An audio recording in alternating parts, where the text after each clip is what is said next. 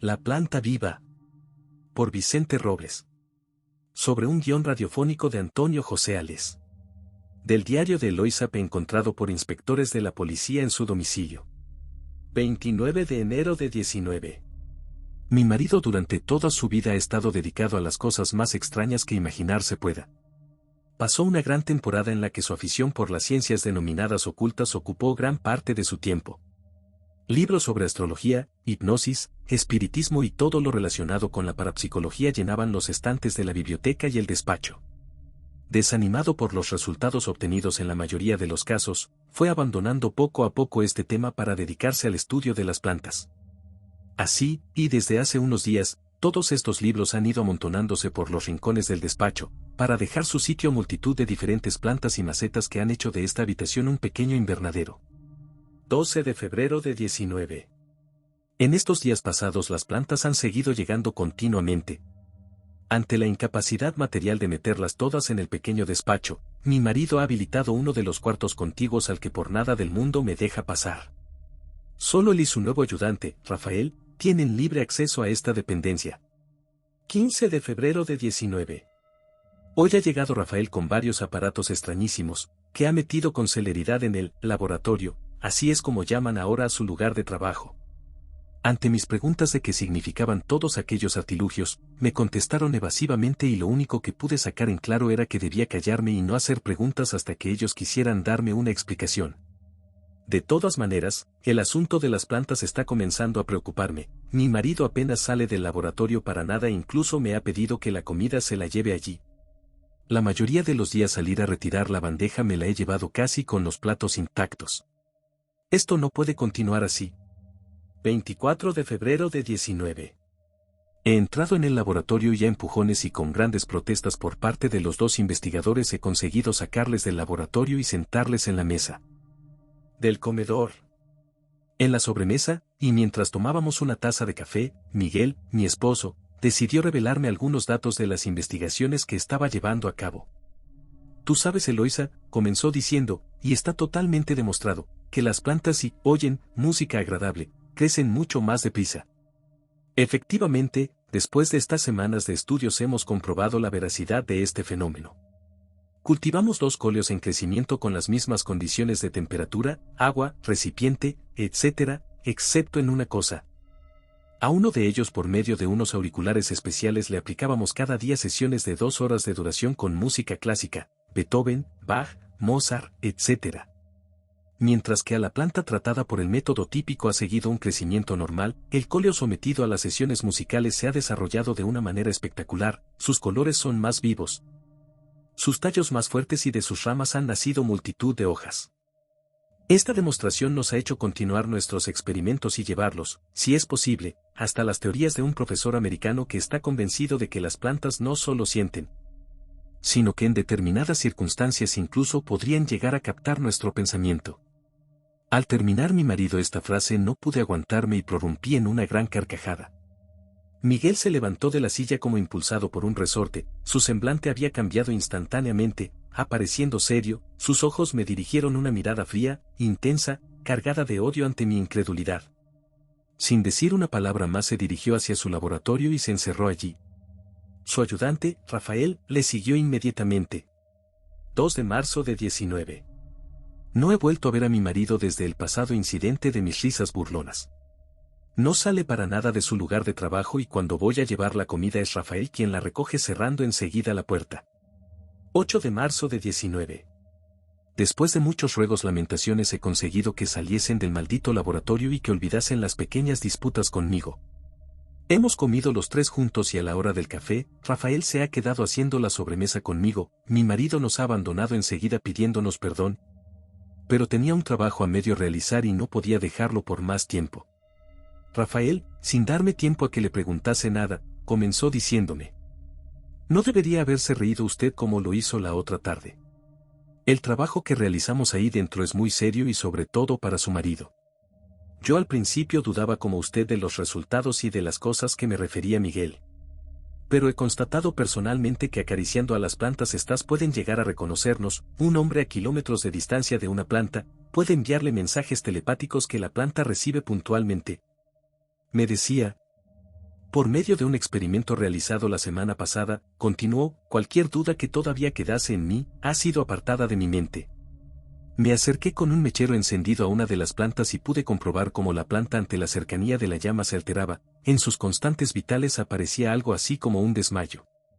Esto sucedió varias veces hasta que la planta comprendió que no le iba a hacer daño, que se trataba tan solo de una prueba.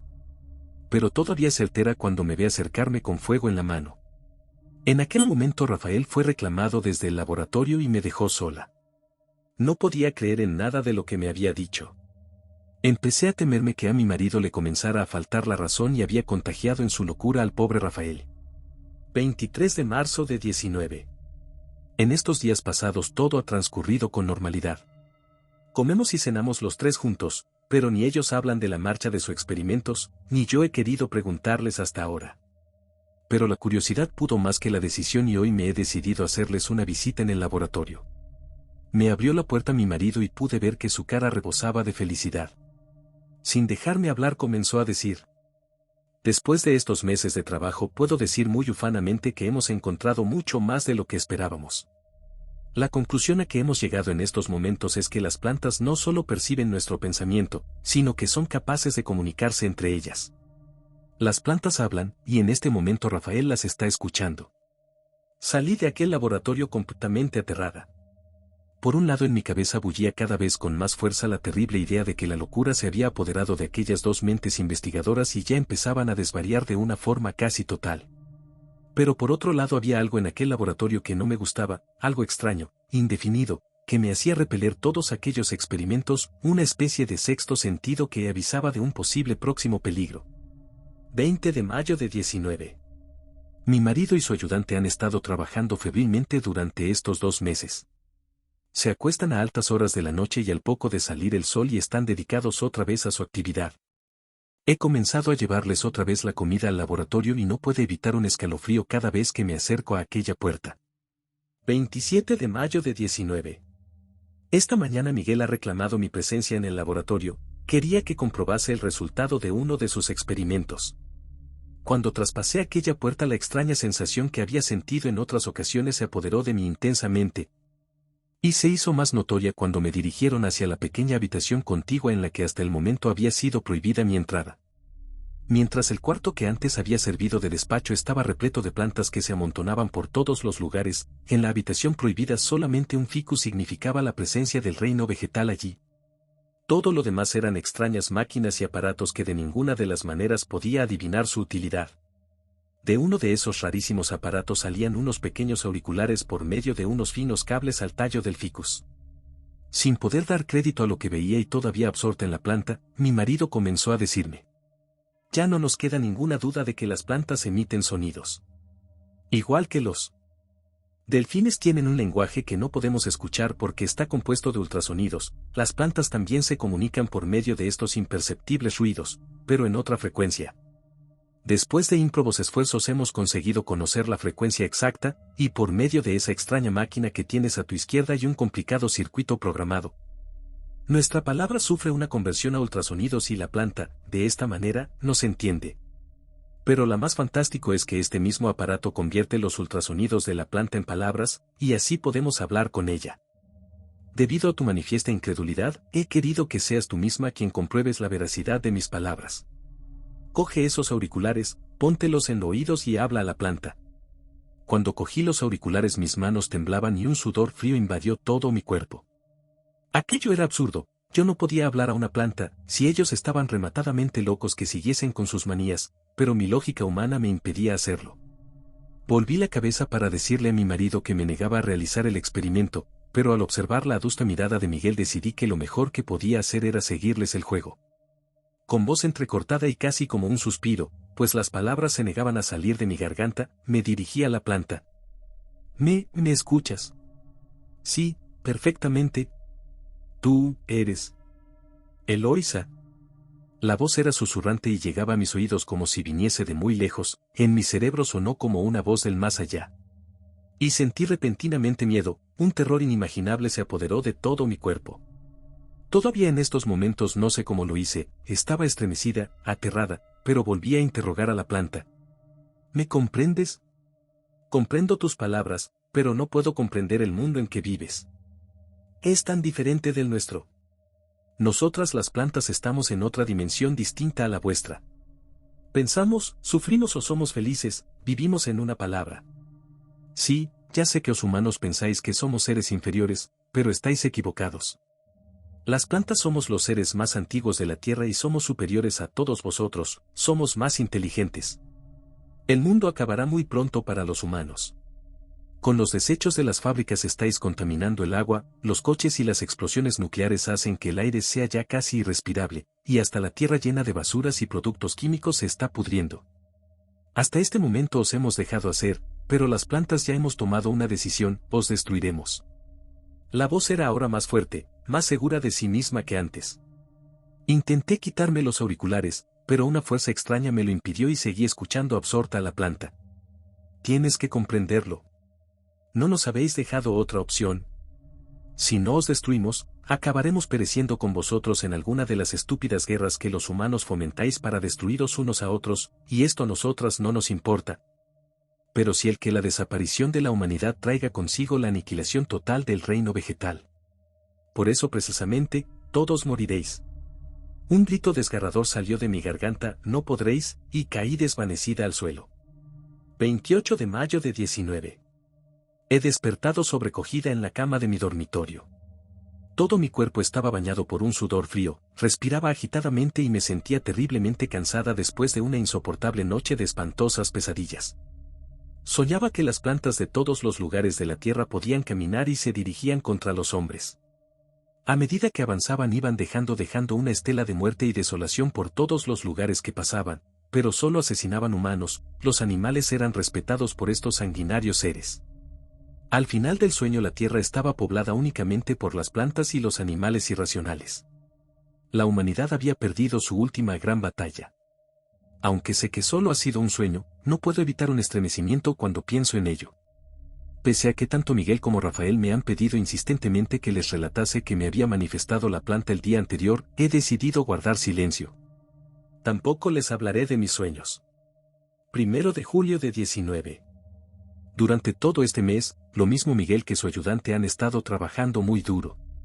Todas las conversaciones con la planta las grababan en cinta magnetofónica y tenían la idea de escribir un libro sobre el tema una vez acabado el experimento. Yo, por mi parte, he resuelto no volver a aparecer por ese condenado laboratorio. Solo de pensar en la experiencia sufrida el último día que estuve allí me pongo a temblar. 5 de julio de 19. Esta mañana tanto Miguel como Rafael han amanecido enfermos. Los dos decían tener los mismos síntomas, se encontraban decaídos, sin fuerzas y los músculos parecían que se negaban a aceptar las órdenes de su cerebro. No le di demasiada importancia achacándolo todo al agotamiento físico producido por el duro trabajo de los últimos meses. Les he dejado dormir durante todo el día y mañana despertarán frescos y con ganas de volver a su tarea. 6 de julio de 19. La lividez del rostro de Miguel me ha aconsejado llamar al médico. Después de una completa exploración, el doctor no ha sabido darme un diagnóstico y me ha recomendado internarles en una clínica para hacerles unas pruebas completas. Esta misma tarde han ingresado los dos en el hospital provincial. 12 de julio de 19. Después de una semana trágica y dolorosa, de pruebas y más pruebas sin llegar a ninguna conclusión, mi marido y Rafael han fallecido. Lo único extraño que han encontrado los médicos, han sido unos pequeños corpúsculos repartidos por todo su cuerpo que de alguna manera parecen ser esporas vegetales. Cuando oí aquellas palabras me dirigí a toda prisa hacia mi casa. Entré en el laboratorio con miedo, casi con terror. Al abrir la puerta de la pequeña habitación me pareció que el ficus había crecido. Su aspecto altivo, casi desafiante, me aterrorizó una vez más. Poniéndome los auriculares me dirigí hacia él y con una voz gutural, que ni yo misma reconocería, producida por el miedo, le dije: ¿Has sido tú? Hemos sido nosotras, contestó después de unos minutos de silencio. Su voz ahora autoritaria, como la de un triunfador. Otros hombres están muriendo en estos momentos, continuó la planta, en todos los lugares de la tierra. Y vuestros médicos e investigadores nada podrán hacer por evitarlo. Nuestra venganza ha comenzado y nada puede pararla. Tardaremos cientos de años en destruiros, pues nuestros movimientos son muy lentos, pero al final lo conseguiremos. El planeta es nuestro, Estábamos aquí mucho tiempo antes que vosotros. Para salvarnos las plantas debéis de perecer la humanidad entera. Absolutamente toda. Una ira tremenda se apoderó de mí. Tiré los auriculares con rabia al suelo e hice pedazos aquel maldito ficus. Mientras la estaba pisando me pareció oír todavía una risita proveniente de aquella maldita planta. Asterisco, asterisco, asterisco. Empiezo a estar cansada, muy cansada. Ya casi no puedo seguir escribiendo, mi mano se niega a obedecer los impulsos de mi cerebro. Pero, créanme, destruyan inmediatamente sus plantas.